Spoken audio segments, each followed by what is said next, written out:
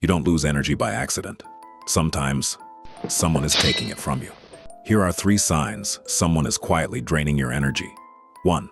You feel tired after talking to them. Not physically, mentally. Your brain feels heavier, even after short conversations. 2. They constantly shift small problems onto you. You become their emotional dump, and they call it just venting. 3. Your mood changes the moment they walk in. Your body reacts before your mind does, because it already knows they're not good for you. Protect your energy. Not everyone who talks to you deserves access to you.